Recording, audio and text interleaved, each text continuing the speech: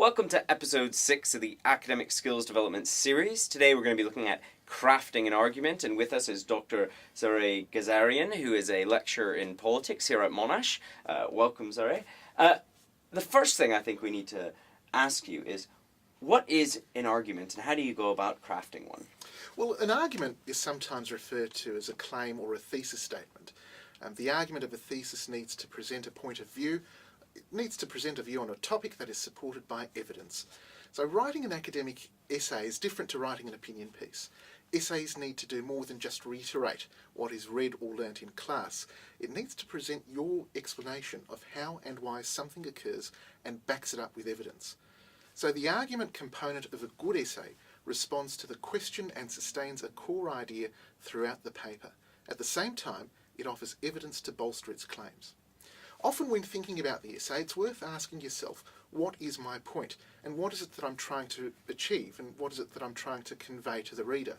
So good original essays take time and planning. Get started on your writing early, and always feel free to run ideas past your lecturer or tutor. So here's a question we get all the time.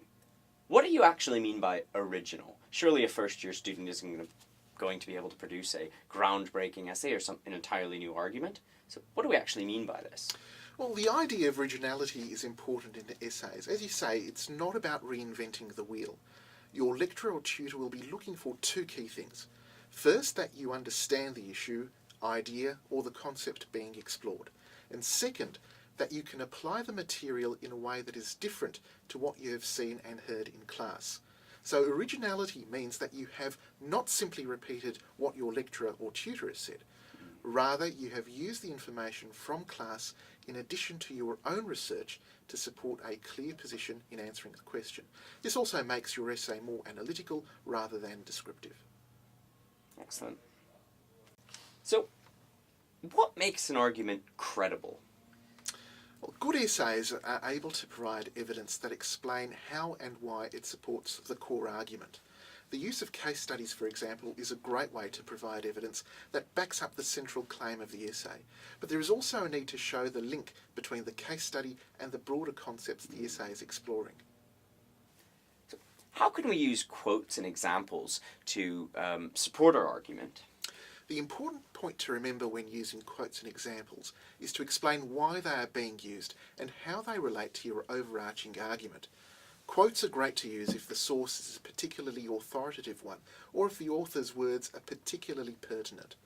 Quotes are also good to use when you are taking a stance on an issue that requires the reader to have a perfect understanding of the original author's viewpoint. Importantly, quotes need to be explored and explained. They can't advance your argument by themselves. You must demonstrate that you understand what the quote is saying and how it relates to the essay's argument.